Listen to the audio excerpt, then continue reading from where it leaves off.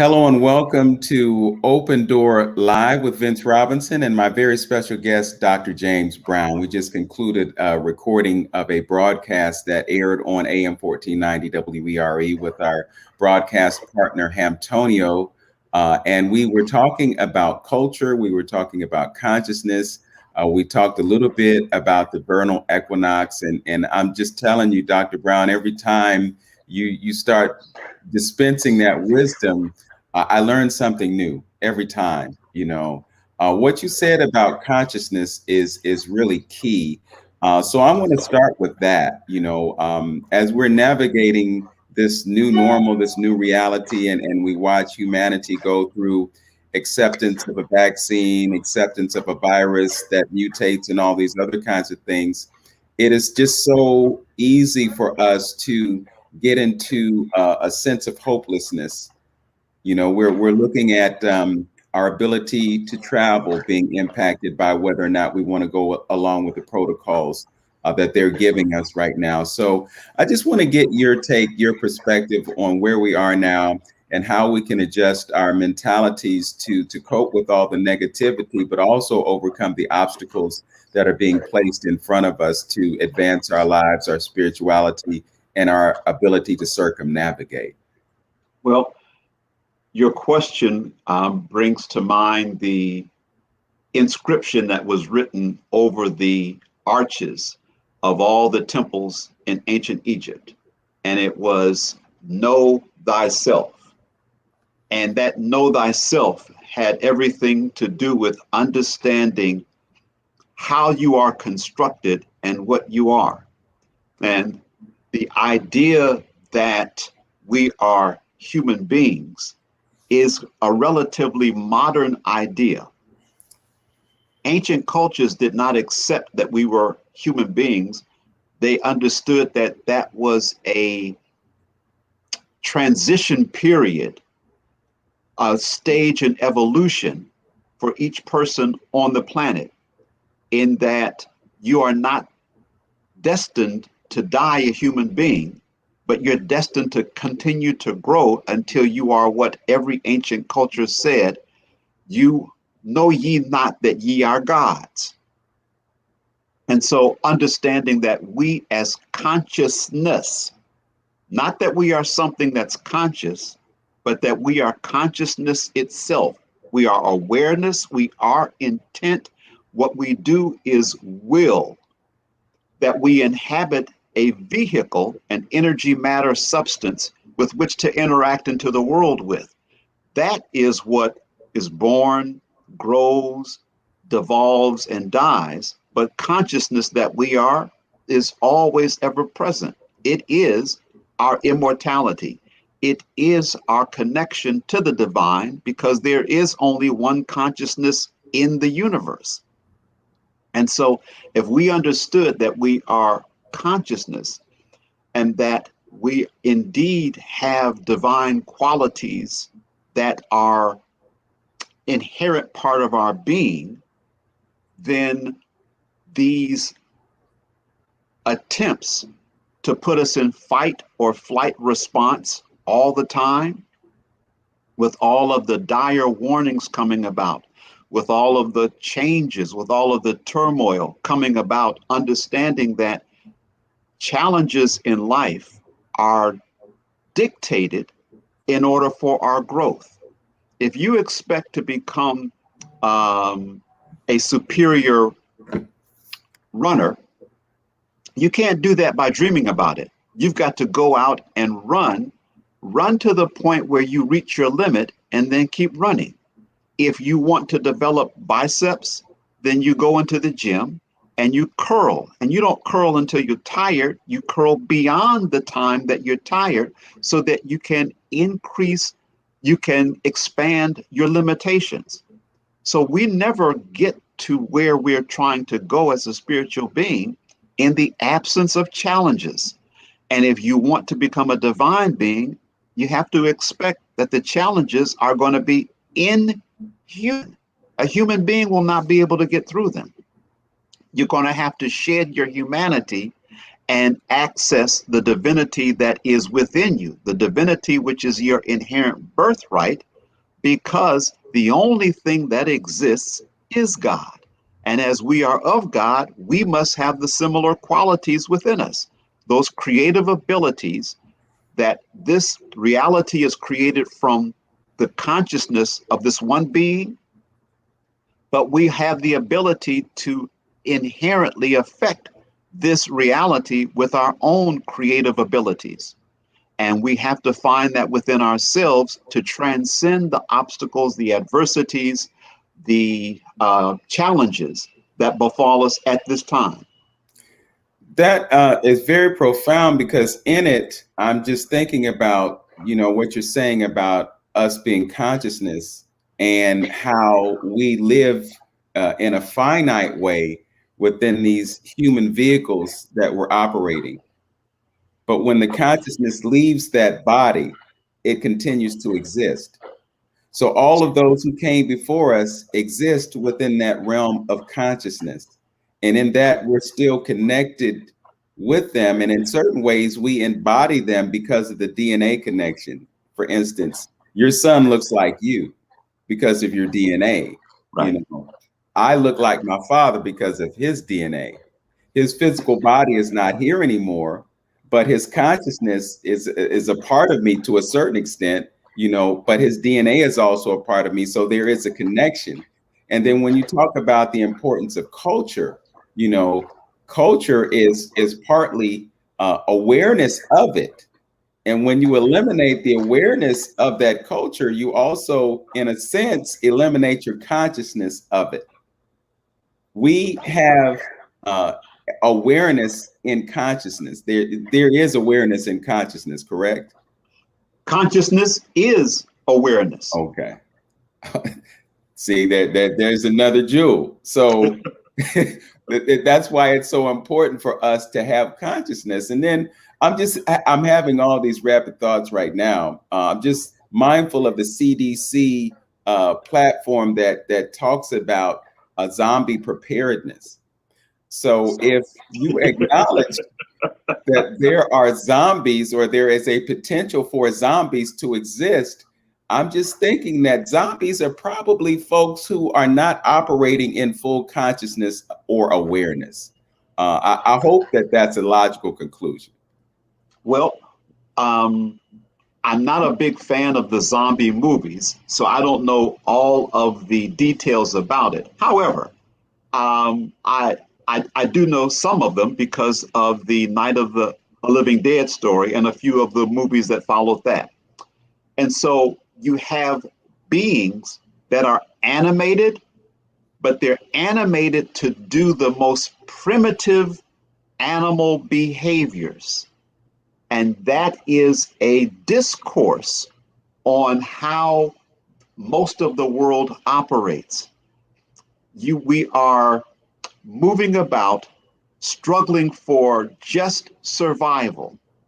Or if it's past survival, it is only the comfort of the material world, as opposed to understanding that your journey on this planet, in this dimension, is to actually have experience that allows you to transcend the human so that you can access the divine. And once you do that, you understand that all of your suffering, or quote unquote heaven in Christianity, all of your suffering is eliminated. Though I go through the valley of the shadow of death, I fear no evil. If I'm not in fear, then I'm not suffering any of the vicissitudes of what occurs in life. If I understand that as consciousness, I have an inherent state of equilibrium in all situations, which allows my perceptual ability to see creative solutions, to see creative methods of getting things done, then I no longer suffer. I don't have to go to quote unquote another dimension in order to experience heaven. I have heaven on earth because of my ability to be at peace in any and all circumstances, and that I have access to God's omnipotence through that peace, so that I have the ability to transcend or find solutions to obstacles and challenges. So, talk about some of the things that we can do to create that balance or create the conditions that enable us to have peace within ourselves. Well, on the physical level, is that you have to take care of your vehicle. So you have to eat right. You don't want to put food in that's going to devitalize you. You try not to eat dead things because dead things will enhance the death principle within you. You want to eat things that are alive, which means fruits and vegetables. They're alive when you eat them. You want to um, increase the amount of oxygenation, or as in ancient India, they would call it prana. In Taoism, they call it chi. In Kemet, they called it Ra. And that is the energized ions in outside. And how do you do that? You want to exercise in such a way that you increase your heart rate and your respiration rate. So you're taking in more oxygen. Your heart is pumping that oxygen around at a faster rate. And of course, that oxygen and the energy associated with it is what helps vitalize the human body. It is what helps to heal the human body. Then you also want to manipulate that energy in certain ways. So each organ system has a sound, has a color, and has a mudra or a position associated with enhancing the ability of that organ. So the organ system of the respiratory tract, the lungs, which are connected to the colon, the cardiovascular system, which is your heart and your blood vessels, which is connected to the small intestine, the kidney system, the stomach spleen system. In Ayurvedic medicine, in the Taoist sciences, or traditional Chinese medicine, they have systematized sounds, colors, and movements that help to heal us from the inside out. So that's on the physical side. Then on the metaphysical side, you want to stop being externalized 24 hours a day. You want to take some time to pull your consciousness from looking out into looking in, to breathe in a certain kind of fashion, which slows down the brain waves, to put you in a state of relaxation or trance so that you can understand from within, so that you can see things from a different perspective internally rather than externally. And you get an understanding of subjects, meaning you don't just see the superficial situation, but you see the shaping principles underlying the situation, that now that you can see those, you understand what's in charge of that situation and how do I affect it? How do I use my energy effectively to change the energy of that situation? So it seems as though you can play a role in interpreting your reality in a way that keeps you from being immersed in the negativity that keeps us trapped in that fight or flight mentality that you spoke of.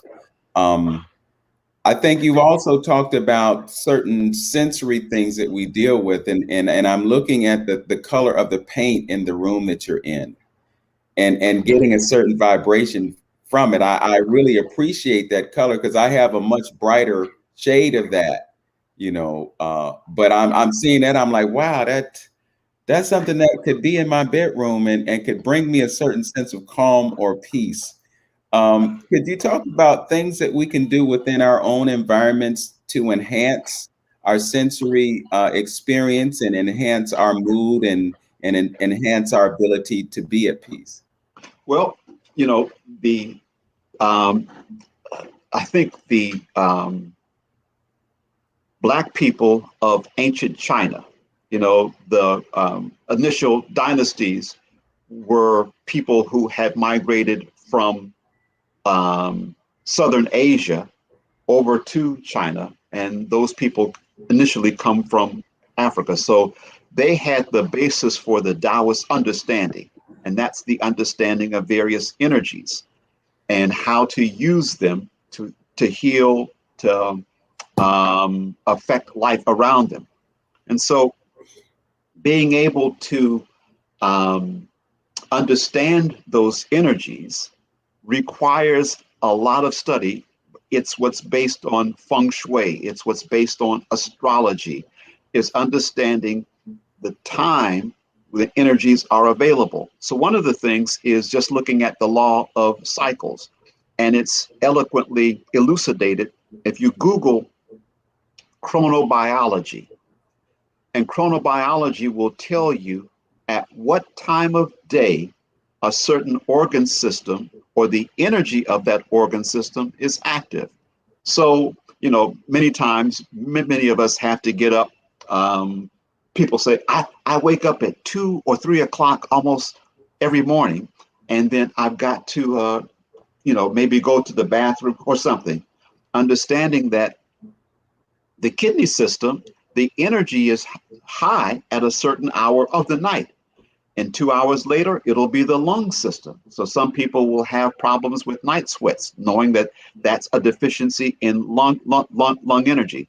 But knowing when energy comes and leaves allows you to be in harmony with a certain energy at a certain time. So if you want to affect something, you understand what that energy is. That energy has a color. So say, for instance, the days of the week, they have a name.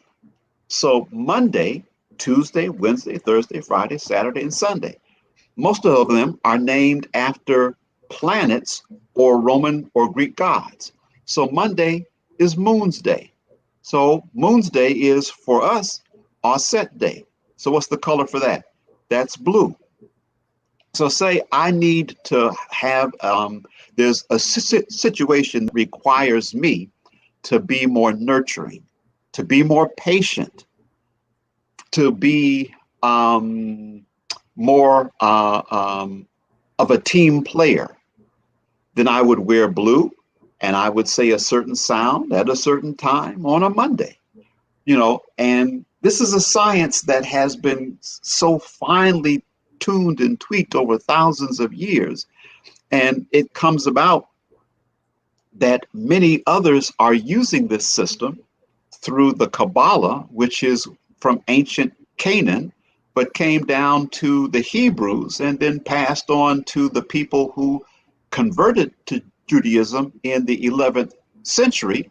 And they practice these things out of sight. They go into their temples on Friday, Freest Day, and they come out on Saturn's Day, Saturday. That's their quote unquote holy period. Well, what are they doing during that time? They say certain things, they go through certain rituals, and they are manipulating unseen forces to affect what's happening on the outside world. And, we're the ones that have been taught to hate this kind of science or to fear it or to give it bad names like voodoo or black magic, et cetera, et cetera. But it's the science of sound and colors and energy. And it is, what we called the Pa'at Netaru, or the tree of life. So you mentioned astrology. I know numbers play a key role in that too. I mean, numbers are part of what define us, and there is a science that is attached to numbers.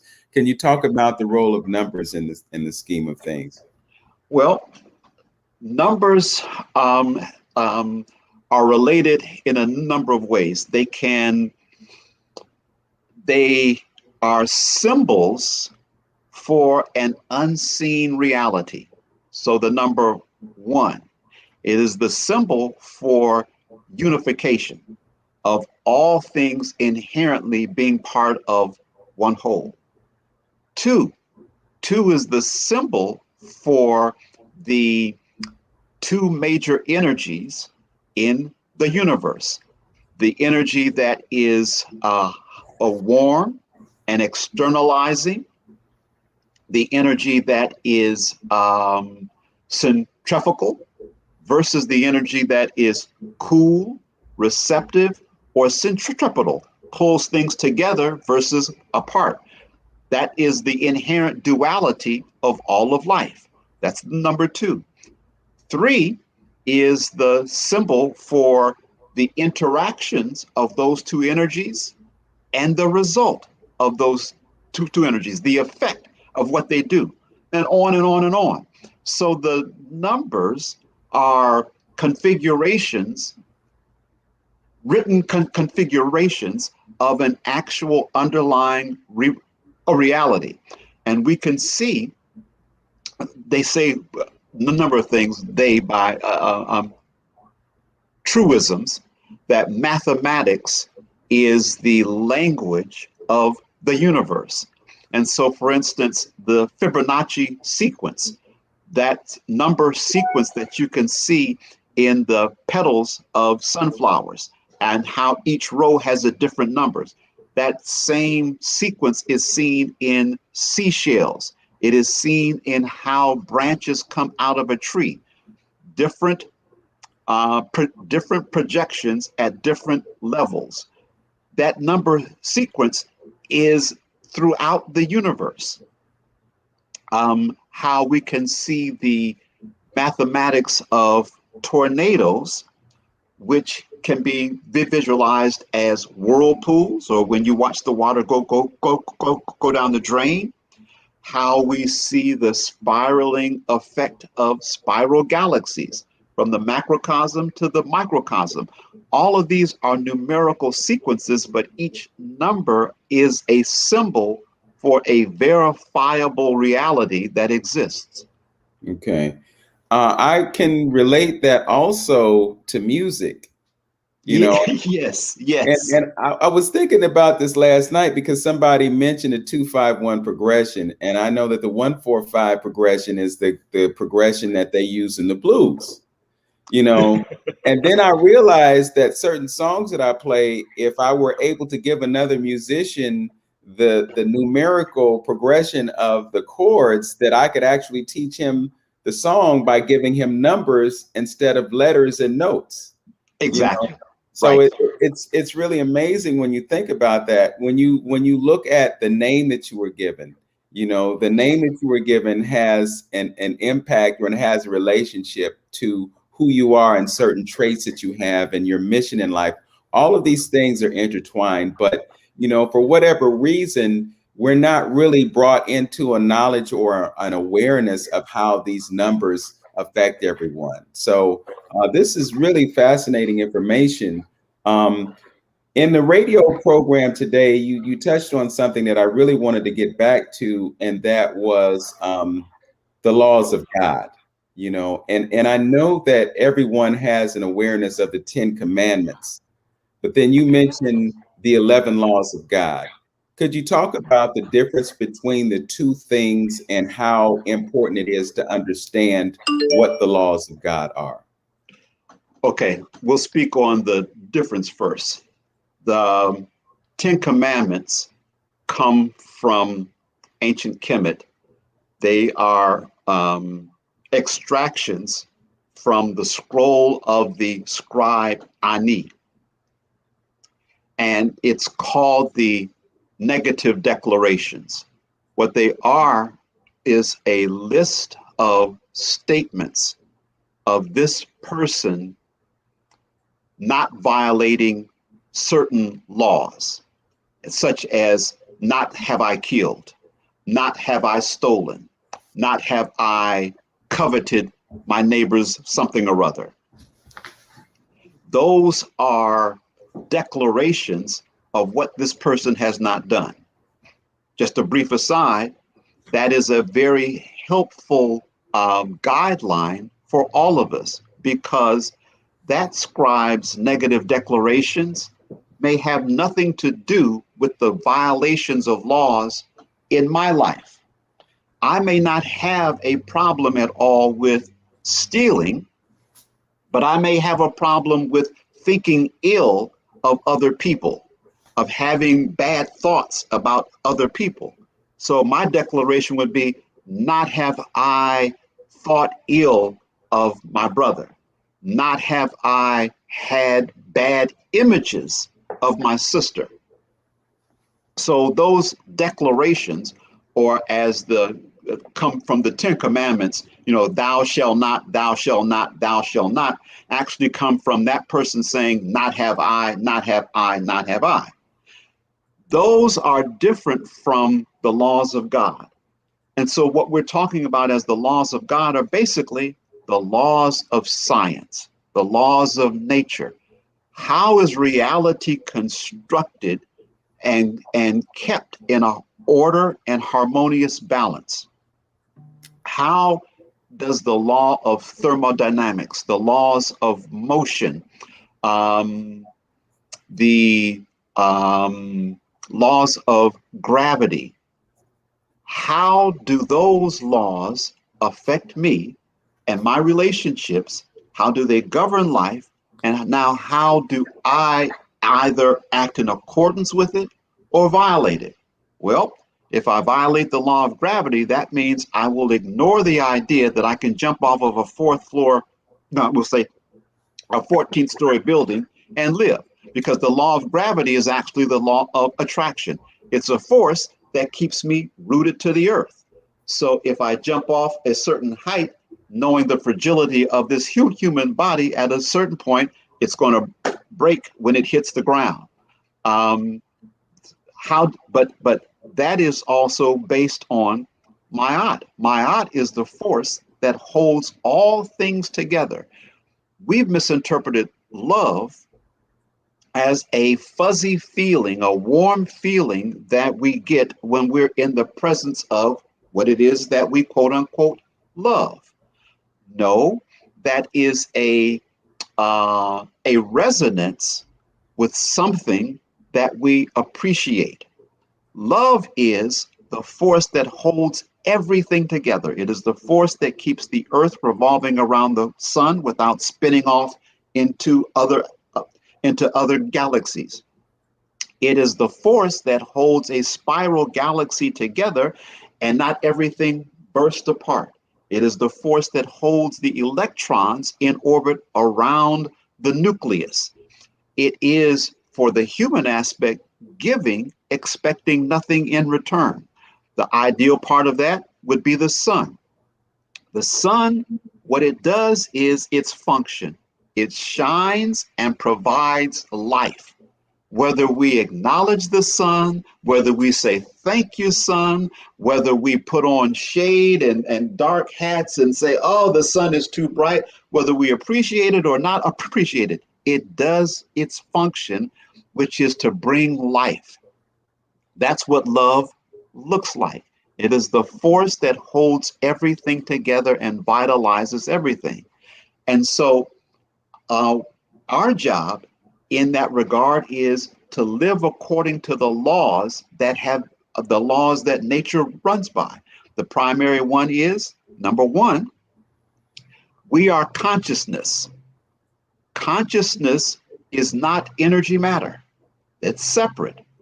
Consciousness has no energy or matter, which means that we inherently have the ability not to be disturbed by anything at all that happens, because we are not material beings. So if matter is disturbed, it's not us.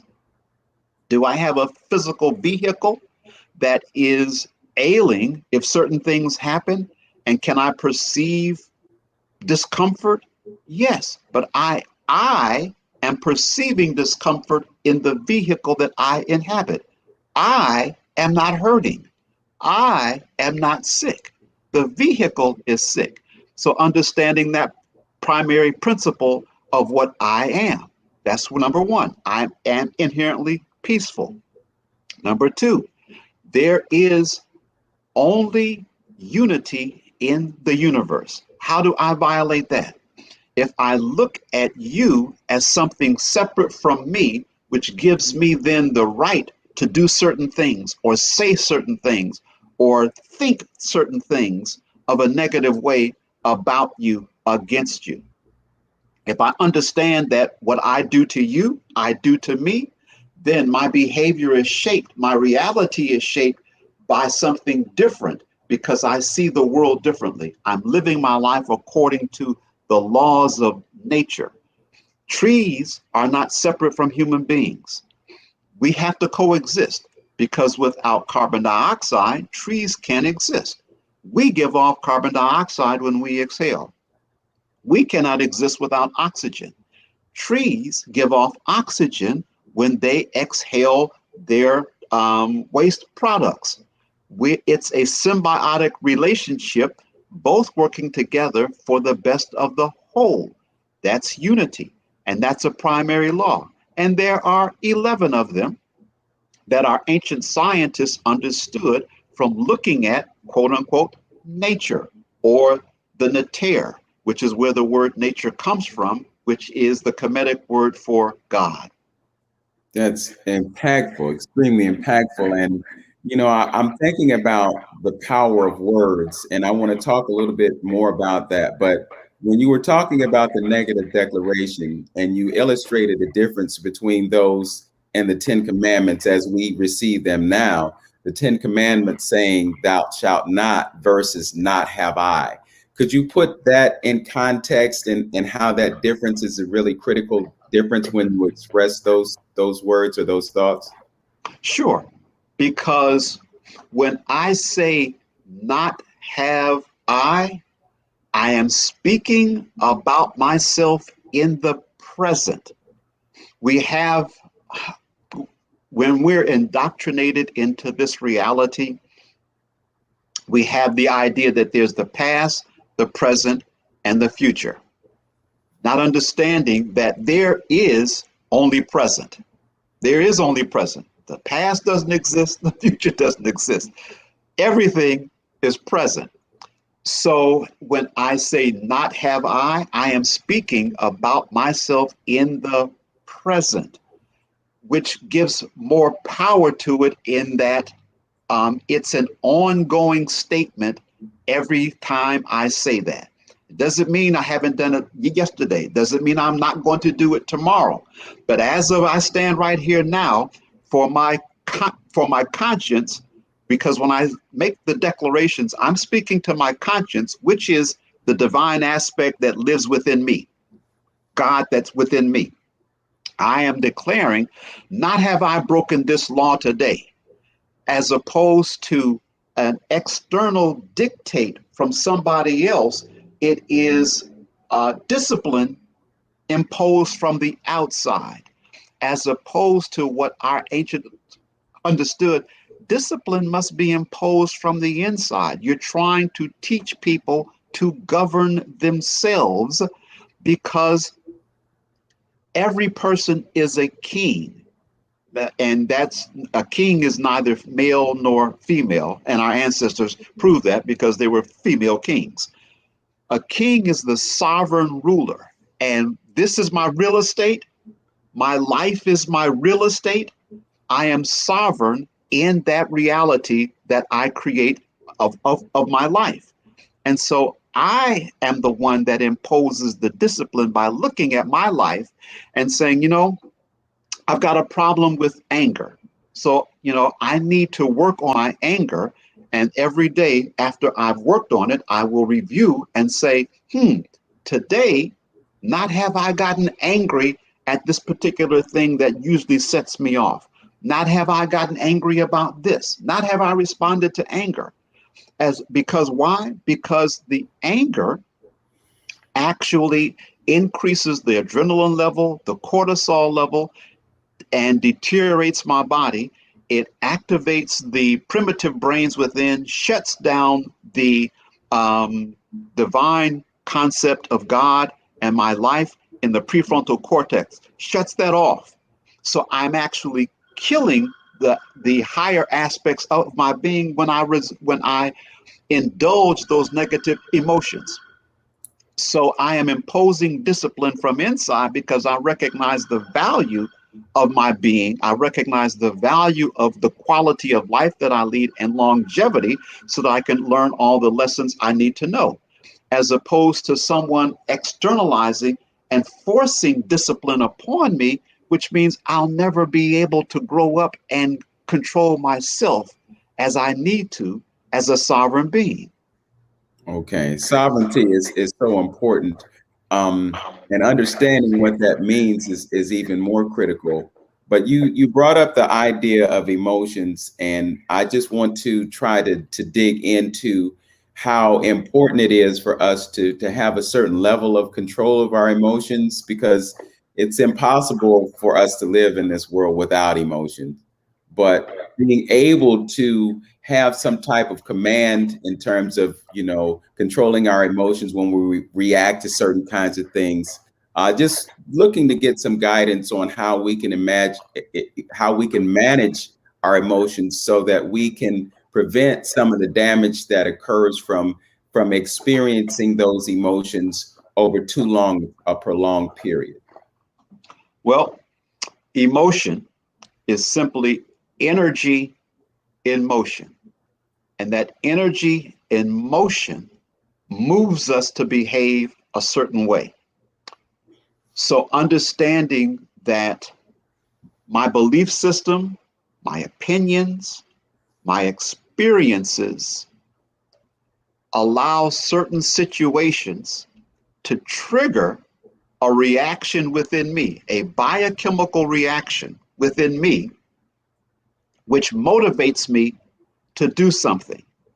That's the inheritance that we have from the DNA that we have inherited from reptiles and mammals and the Neanderthal. And usually it's a fight or flight response. So it may come as fear, as anger, as sadness, as depression, as worry. But each one of those has a cascade of chemicals, which in our system short circuits our longevity, cuts off the blood supply to the internal organs, transfers it to our muscles in our arms and our legs, increases our heart rate, and shuts down the frontal brainwave because we don't need to think, we need to react. By controlling your breathing, breathing from the abdomen, in and out through the nose, during those triggering times, you can short circuit that effect. There's also some yogic techniques too, which have to do with contracting the perineal muscles, contracting the abdomen in a certain kind of way. That's maybe a bit too far for this conversation, but simply by controlling your breathing, breathing from the abdomen, in and out through the nose, in situations that trigger us, number one, we can control the response. But in order to get ahead of the response, you have to learn how to meditate. You have to learn how to sit quietly and then imagine the triggering situation. This person that always comes up to you and says something that troubles you, that bothers you. Maybe bring up some past event in your life which was traumatic, and that starts a whole scenario going in your mind and in your brain, and then you have this response. But you can sit still in meditation and see that person and see them talking, and in your imagination, when you're there, it is no less real than the reality you exist in when you're out here seeing, tasting, and touching this world. If you do an MRI of the brain or a PET scan of the brain, when somebody is imagining something, the same areas of the brain light up as when they are actually in the 3D world doing that same thing. Me imagining myself having a piece of carrot cake and seeing that part of the brain light up is the same part of the brain that lights up if I eat carrot cake. So in my imagination, I can have this world that I can control. I'm controlling what happens in that reality. And if I repeat repetition over and over and over again, seeing myself in that situation, in that triggering moment, responding peacefully, and then enjoying the peace because I now have control over my reaction, not over what the person says, not over what they do, but I have control over my reaction to it. Then I can help heal myself, and I program myself so that when the event occurs, I no longer have to have the response that I'm habitually um, been representing over and over again. And then I can put on my list, not have I XYZ. But that's how we can heal ourselves from past trauma. That's how we actually reprogram our behavior from the animal response to a divine response, a response based upon knowledge of self, that I am consciousness and there is nothing in me to be disturbed. And certainly, as a God being, there's no power on earth that can force me to respond in a situation that is disadvantageous to my well-being. You know, you brought up a really key word when you mentioned program, because I was just thinking, how we receive so many programs. For instance, this is a program.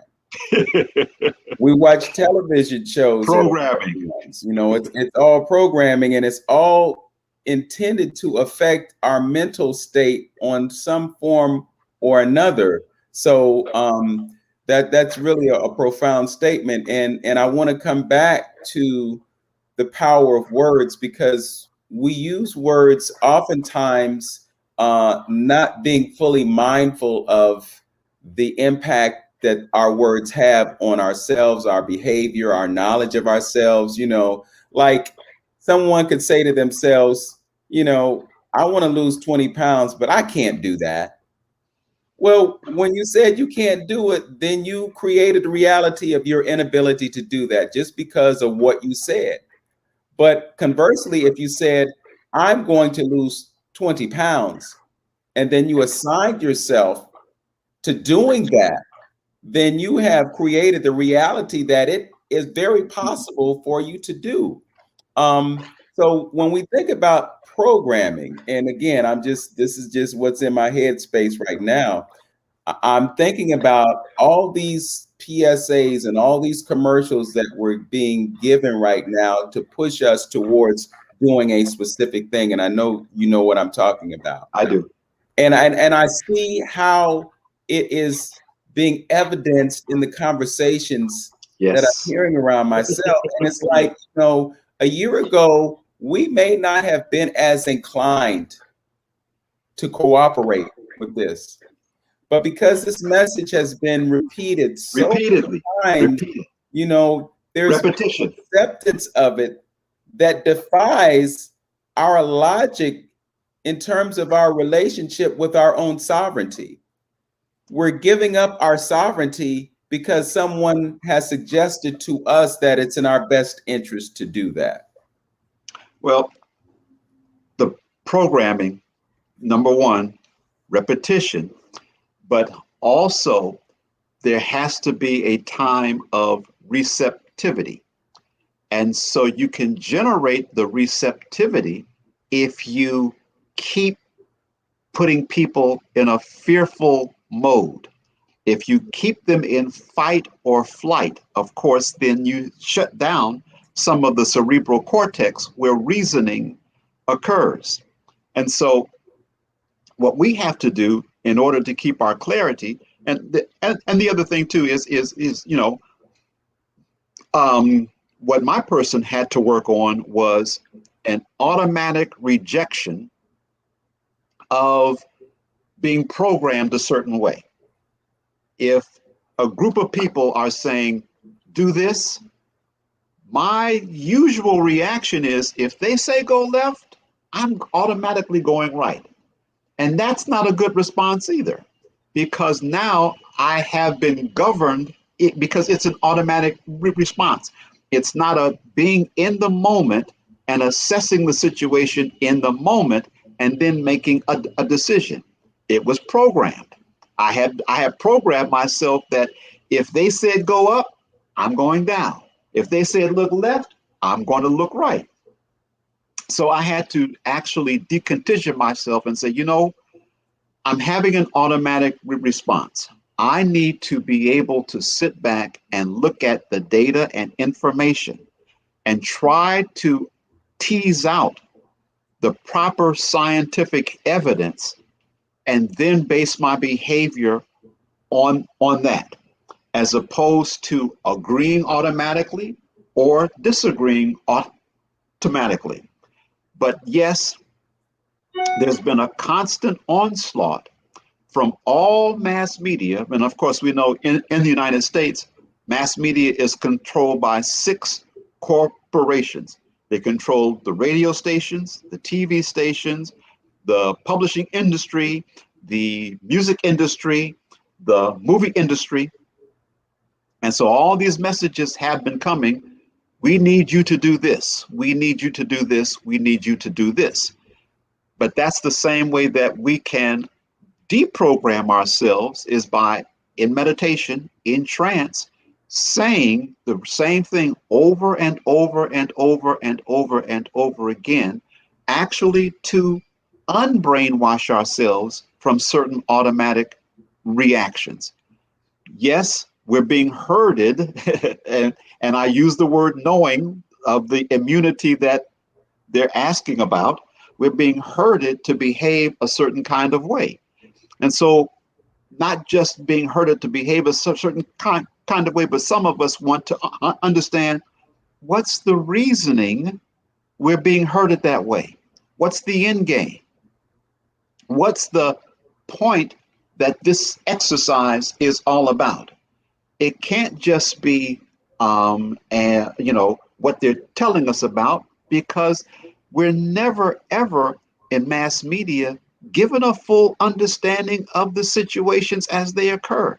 It's only years later do we finally see the secret information that has been passed forth, the secret policies that have been in place, the emails, the transcripts, the phone. Oh, this is what the King Arthur plan. This is what COINTELPRO was. This is why they assassinated these people. This is why they destabilized these programs. So in the moment, we're going to have to be able to get quiet, get receptive, intuit, and make a sovereign decision on what's best for your life. And later on, the information will come out at some point. I'm also thinking about the fact that, we had this Jupiter-Saturn conjunction, and the energy that was present during that time was one that really enabled a certain level of confusion to be in place. And from what I'm understanding, we're still being affected by that, but we're moving towards a place where there will be more clarity. The clarity that you talked about just now was something that came long after the fact, but Right. but right now, it's like we're coming out of it, and we're getting to a place of a better understanding. I can recall during the initial stages hearing the phrase repeatedly, "We don't know. We don't know. We don't know." There was so much uncertainty, and because of that uncertainty, it was pushing people into a reaction that would lead to greater compliance with the agenda, which I can say without being specific, but I know you know what I'm speaking of. So I'm just wondering, as we come out of it and we approach the magical date of July 4th, which I heard yesterday is a day that, well, it's all clear now, you don't have to do that anymore. We've got a certain level of compliance that will enable us to get back to normal. I'm just wondering, what the real reality is going to be, because from where I sit, I've just often wondered, what is it going to be that is the signal? It's the catalyst. It's that one event that enables a group of people to say, all clear, What is it? Well, the interesting point that you bring up is if you listen closely, there is still a lot of we don't knows. For instance, will we have to undergo injections on a regular basis? We don't know. How long will the immunity last, whether we are injected or we are infected? Uh, we don't know. And that, don't forget, the pharmaceutical companies obtained wide distribution of their products through the emergency use authorization, which meant that the studies were truncated. An emergency was occurring. And so once we got and a certain amount of data, not all the data because there's an emergency. So we got a certain amount of data, and it has we've got this data that says safety check, effectiveness check, put it out there.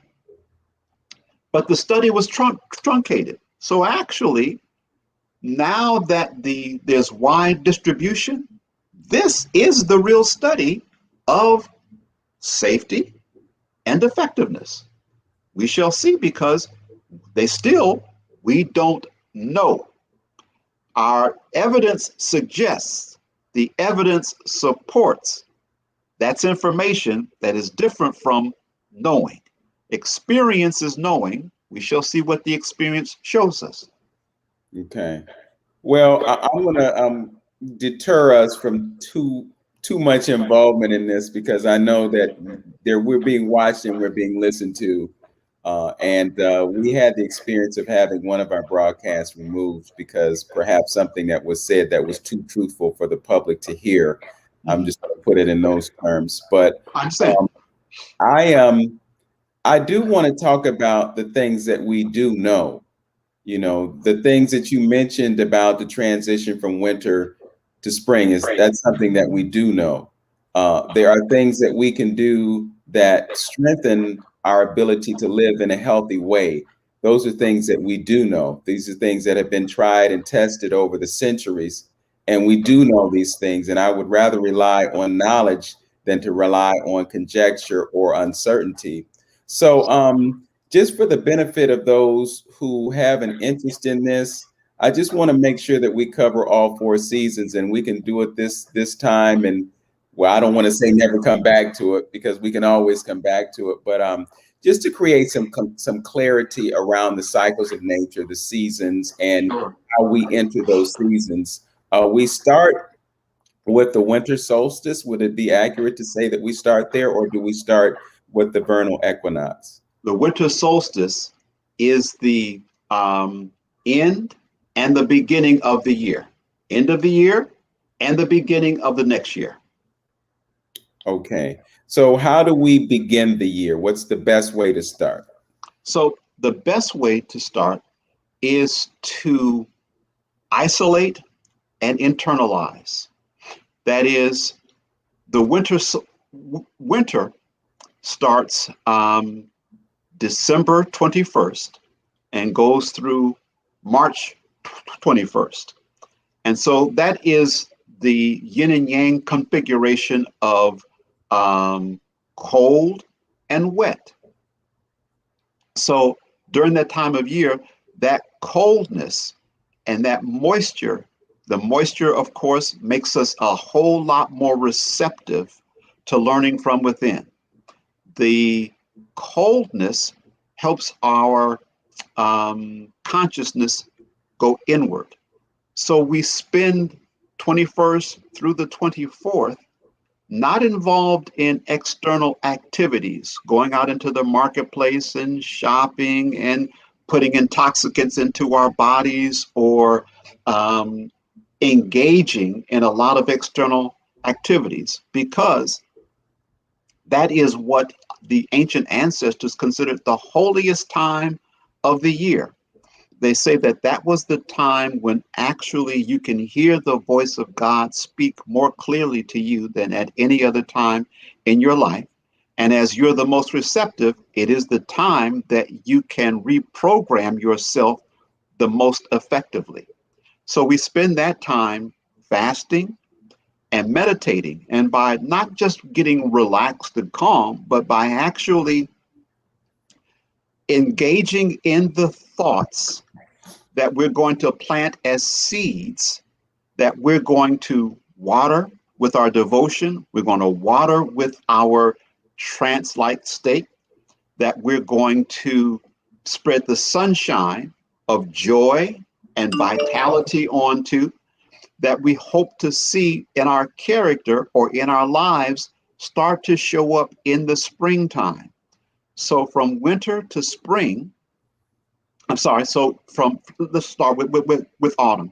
So from autumn to winter, the days get shorter and shorter and shorter, such that the nights are much longer than the days. The moon's energy is most prominent, and the solar energy becomes the weakest, and it is at its absolute weakest on December 21st through the 24th, but the moon's energy is the strongest. So we spend that time in fasting, cleaning our bodies out, and meditating and reprogramming ourselves for the year that is coming in. And so from winter to spring, the sunlight shines more and more and more each day until March 21st, when the day and the night are absolutely the equal length, which means then that our parasympathetic nervous system, the nervous system that slows our heart rate, slows our respiration rate, slows down our metabolism, is at the exact same stage of activity as the sympathetic nervous system, which is the one that speeds up everything, activates us, motivates us to go and actually accomplish things in the 3D world. And after March 24th, the sympathetic nervous system, or that yang energy, is dominant. That's why you see people outside tending to their, yards, going outside to stand out in the sun, or going out jogging, or just going out shopping. The streets are full of cars and people because they don't recognize that is the energy of the sun activating the sympathetic nervous system to motivate them to do something. And so from spring to summer is the time when we are reaping what we have sown in the winter solstice. If there were projects that you were working on with your consciousness, if there were character deficiencies that you wanted to eliminate, things in your being that you wanted to strengthen, make your willpower a little bit more assertive, to make your word stand on its own, such that if I say X, Y, and Z, it happens X, Y, and Z. Those things about you that you may have recognized were holding me back. Maybe I'm fearful about certain projects that I need to do, and I need to be more dominant in that sphere. And so then from summer to fall, of course, the days get shorter, the sunlight starts to fall off a bit, and we recognize then now, what did we grow during the winter? What's showing up in our life now? And after the summer ends, it's too late to change major things about yourself. It's time now to go into that inventory period from fall into winter, when the lung energy and the colon energy is more dominant. It's the energy of getting rid of the garbage that has accumulated over our activities of the other 3 seasons. It is the time now to actually, if you've got anything left to face up to a challenge, face up to that, put it behind you, because now we're going to start going into quote unquote hibernation mood. We're going to start going into a time when we are more reflective and reflect on the year that we've had and start planning for the year that we want to see happen the next time. That's living according to the cycles, living according to the seasons, living according to the energy that's available. That's in harmony with nature. That's the way indigenous people around the world live, in harmony with nature. Okay. So you mentioned that during the solstice, it's a time of fasting. And I know based on the information that you shared with me and others, what we do during this period is we're consuming liquids, water, we're consuming a mixture of oranges and cayenne pepper, and that's pretty much it.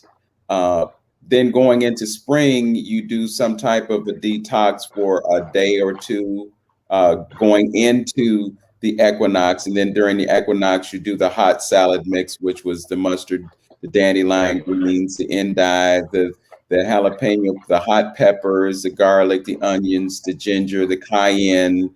You know, I got it. I I struggled see. through 4 days of it, Yeah. but you know, I see that it's something that's beneficial to me, so I soldier through it. Just like during the solstice, I soldier through having those hunger pains and Yeah. realizing you have to have discipline in order to receive results. It's like you were mentioning during the show. You do the curls and it strengthens the muscles, but if you don't, you're not going to get muscles. So Right. I get it. So I just want to try to be able to suggest these things to people so that they know what to do when the time comes. So you do the detox going into the solstice, and then you do the liquid fast. In the spring, you're doing a detox, and then you do the hot salad. What do you do for the summer solstice? So for the summer, it would be similar. It would be a orange juice and water fast with the cayenne pepper, maybe some lemon juice added. And you want to do that for about 48 to 72 hours. And then just what we say, we go back to the rejuvenation diet. That is, have the listeners look up glycemic index.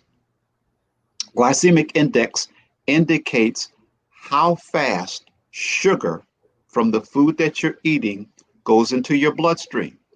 You don't want to eat foods that turn into sugar and go fast into the bloodstream because it causes your insulin level to spike. Doing that repeatedly actually kind of wears out the pancreas, but also what it does is when insulin goes up, growth hormone goes down. Growth hormone is the hormone that helps our bodies to repair any damage that it has done. So the rejuvenation diet, for instance, it would be brown rice instead of white rice. It is sprouted bread instead of white bread or wheat bread. It is oat groats or steel cut oats versus oatmeal. It is almost any fruit or vegetable. Now, some fruits are going to be high on the glycemic index, like watermelon, like grapes. You can eat those things, but you just don't overdo it, and you want to be on this rejuvenation fast for about 30 days.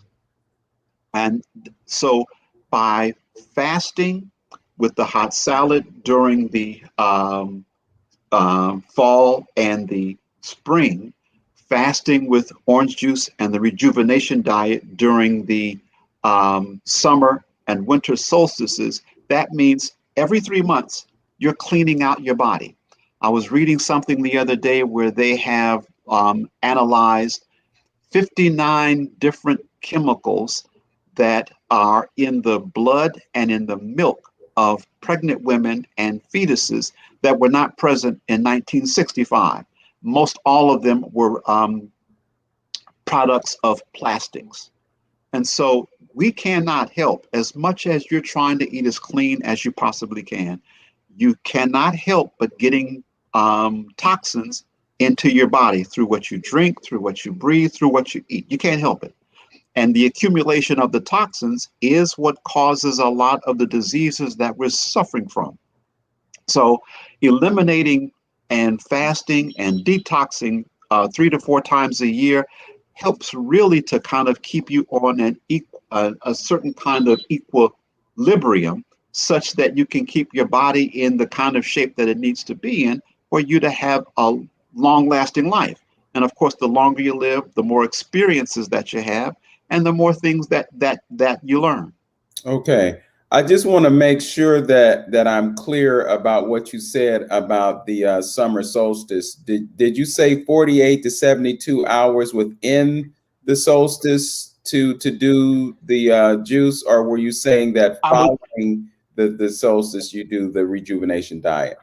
during the solstice. So I would say, you start June 21st and go through June 23rd, and then the rejuvenation diet, the whole grains, fruits, vegetables, glycemic index from about June 23rd until through August.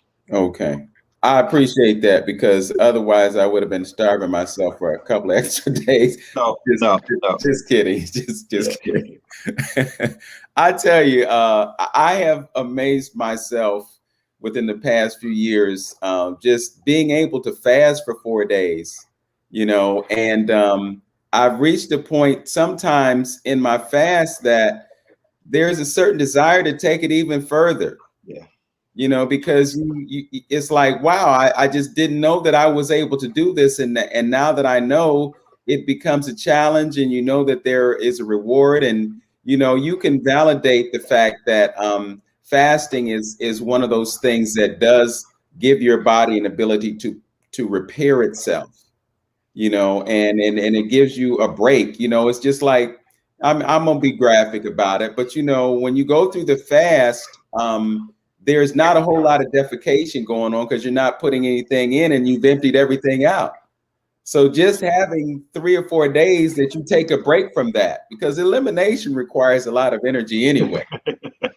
So I actually do look forward to that break. And I know you're a retired gastroenterologist, so you have an intimate awareness of this whole process. But I just primarily, wanted to be able to give this information to the public, Dr. Brown, and I so appreciate your willingness to share with us your knowledge, your wisdom. As I said before earlier today, I always learn something new when I have the conversations with you, and they're important for me to have these conversations because I share what you share with me with others. I know, and I never forget, and I'm always appreciative of the platform that you allow me to have.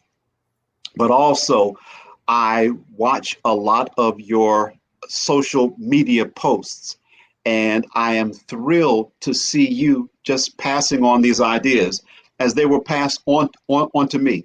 Some I learned on my own, but I can guarantee you a whole lot about what I've learned comes from Ra'u Nefer Amen, the author of the Menunatier series.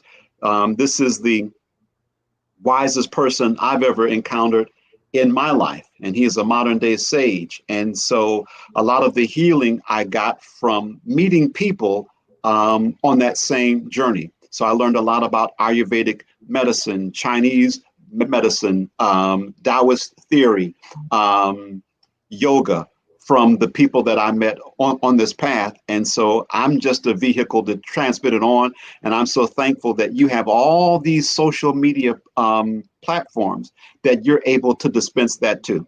Yeah. Well, I will tell you that I have acquired a number of the books that you have suggested, and I have read many of them. Some of them are of a nature that you can't just sit down and read it from cover to cover in a few days. It's just too much to digest. But as you do ingest it and you internalize it and then you reflect on it, they begin to have much more meaning. Like, I recall conversations that we had about the self and the not self. And one of your explanations earlier, you mentioned that dichotomy, and it was clear. You're talking about your person experiencing these things or not experiencing these things. When you talk about being able to get into your divine aspect and push back from the human aspect, those things are things that now resonate with me. And I remember, initially it's like I just couldn't make sense. I couldn't create that separation. And it's still a challenge for me to explain it to others. But I know that I understand it within myself, and hopefully I'll get better at understanding it in a way that I can convey it to others. But again, I'm just so appreciative of what you have brought to us today, and I'm hopeful that we can do this again. Know that you have unlimited access to the platforms that I have access to right now, because my intention is to just be able to help facilitate healing in our people. We've been suffering for such a long time. We carry the collective trauma of our ancestors, but conversely, we also carry the collective triumphs and successes that they have. And it's Absolutely. important for us to be aware of all of that. Absolutely. It's like what you were saying earlier about, the whole boxing analogy, and I was mindful in that moment that at a certain point in time, Muhammad Ali and Joe Frazier had love for each other, Yes. and you have to get to that point, because it's not always about the fight, And if you hear George Foreman talk, George Foreman to this day loves Muhammad Ali, because the greatest lesson he learned was from Muhammad Ali. Right. And so, so looking at this opposing force, if it makes you better, how could it be evil? Right. Yes.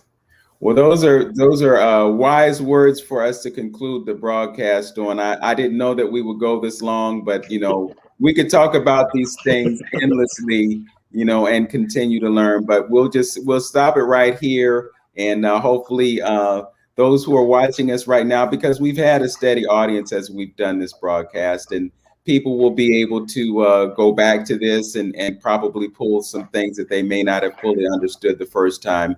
That's the beauty of media and technology. I mean, who could have imagined when I was a student at Kent State University in 1975 and studying telecommunications, I never imagined that I would be sitting in my living room directing a television show. I was always of this thought that I'd have to go to this TV station and get a job, and hopefully they would pay me. Hopefully they would hire me, but as it is, we can do this now, and we can broadcast what we have to say around the world. Brother Dr. Brown, we have folks watching us from Africa. Oh my goodness. On the other side of the world, they're tuned into what we're doing. So, out of all this chaos and confusion, there have been some blessings that have materialized, and we're grateful to the universe for these opportunities. Yes, so yes, we are. With that, I thank you so much from the bottom of my heart, and I look forward to our next conversation on radio, on television, on Facebook, wherever it has to be. But we got to do what we got to do to lift the consciousness of our people so that they can understand the greatness that lies within themselves and their ability to create outcomes that will be beneficial to all of us. I thank you for allowing me to have the platform. My brother, I love you. Peace and blessings. Peace and blessings. Love you too.